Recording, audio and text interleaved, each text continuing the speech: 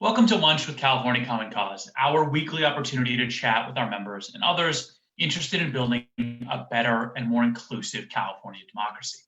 I'm Jonathan Mehta Stein, the Executive Director at California Common Cause. I hope you and your loved ones are doing okay. I hope you're hanging in there. We are less than 2 weeks from Election Day. Everyone should have their ballots by now in California. If you have not received your ballot, your vote by mail ballot, call your county elections office to inquire as to what's going on. They can send you a replacement ballot if your first got lost or was misplaced. And when they send you that second replacement ballot, they will invalidate your first ballot automatically using an intelligent barcode on the ballot envelope. So you can always request a second ballot if your first one gets damaged, lost, misplaced, or you make a mistake when voting. If for whatever reason you never receive a vote by mail ballot, and that really should not happen, you can always vote in person in California on Election Day, or if you want to avoid lines and crowds during the early vote period. If you Google California polling places, you'll find a tool on the Secretary of State's website that will show you all the voting sites in your area. Or you can go to California's one-stop shop for all voting information, vote.ca.gov. If you have received your ballot, maybe you've already voted, maybe you're voting this weekend. I voted this past weekend. I dropped my ballot off at my local post office yesterday. I trust the USPS to deliver my ballot for me. And today I got a notification from BallotTrax. It says, "This is a message from Alameda County Registrar of Voters. The post office has received your ballot for the upcoming 2020 general election, and it will be delivered to us soon. Questions, call or email." And they give me a phone number and an email address. So BallotTrax works. It really does give you updates on the status of your ballot. It will also give me an update when my ballot is received and prepared for counting, and it should give me an update when my ballot is finally counted as well. So all things are in order. I used USPS, I'm using BallotTrax, and my ballot is on its way to being counted.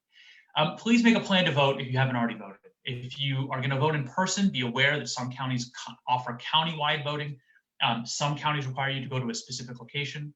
Some counties offer widespread early voting. Some counties offer very limited early voting. You're going to have to do your research to make sure you know how you can vote in 2020, and to make sure that every person in your community, your neighborhood, your friends, your family have done that early prep as well. So this will be a solo episode, just me. It's a chance to share updates on what we're working on to prepare California voters for the election and to prepare for what we call our election protection program. If you're interested in hearing from a fabulous guest, I really, really recommend you go back and watch last week's episode with Pam Smith of Verified Voting. Pam is a longtime voting security expert. We talked about how we keep elections safe and secure in California, how California compares to other states with respect to cybersecurity and ballot integrity, the possibility and the foibles of online voting, those fake ballot drop boxes you're hearing about in the news, and a whole bunch of other topics. I really recommend you go check that out. You should be able to find our video with Pam, our live stream last week with Pam, on our YouTube page or on our Facebook page.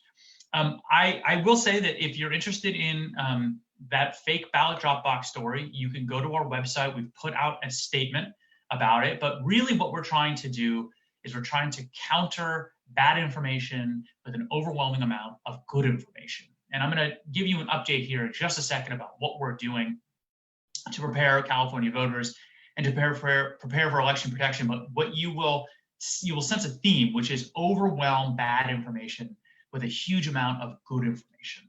Instead of interacting with that bad information or elevating it or bringing it to the attention of more people. So our statement on the fake ballot drop boxes story doesn't attempt to litigate whether or not these are in violation of X, Y, and Z state laws or whatever the case may be.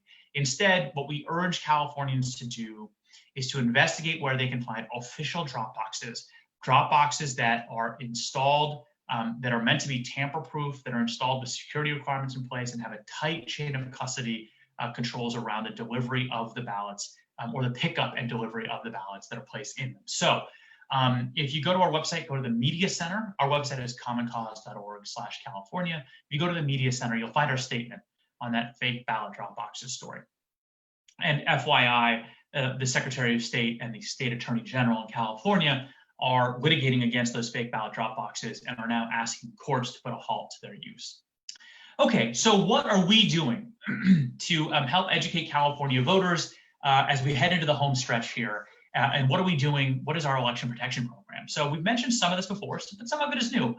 One thing we've done, we've sent letters to 250,000 California voters with good, solid information about how to vote.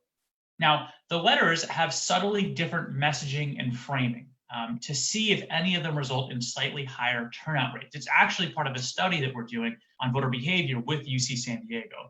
But the subtle differences probably will make a percentage point difference here or there. We're really trying to figure out what increases turnout. But regardless of the specific message or frame that any particular recipient gets, every one of these letters is chock full with good information about how to cast your ballot and how to make sure your ballot counts. Hopefully, we will increase confidence in the voting process and help people before they have any issues. We've also texted over 400,000 California voters. We are focusing on California voters who are first-time or low-propensity voters, and specifically voters who have not used a vote-by-mail ballot in the past.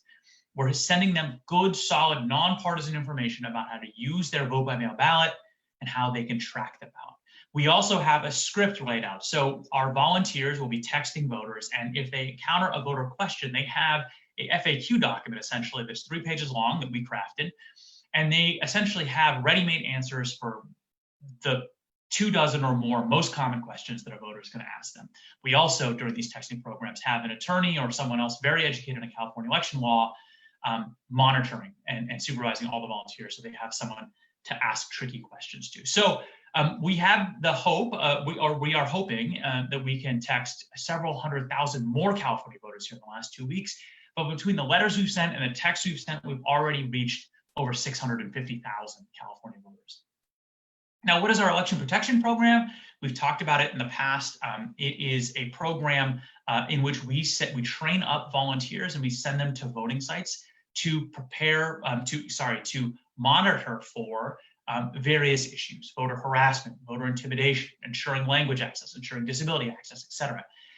It looks like we are going to have over 600 volunteers going to voting sites in LA County, Orange County, San Diego County, Riverside County, and San Bernardino County. And each poll monitor will visit 3 sites in their 3-hour shift, which means we will be in over 1,500 or even 1,600 voting sites, which will be our largest program ever, I believe. And we might be in close to every single site in those 5 big Southern California counties. We'll be running a headquarters out of our LA office that will receive phone calls from our poll monitors in the field when they're reporting problems up to us, where we'll then, at our headquarters, evaluate, triage, and elevate problems to the proper authorities, whether that's the county elections office, the Secretary of State, the AG, the ACLU for litigation, or whatever the case may be.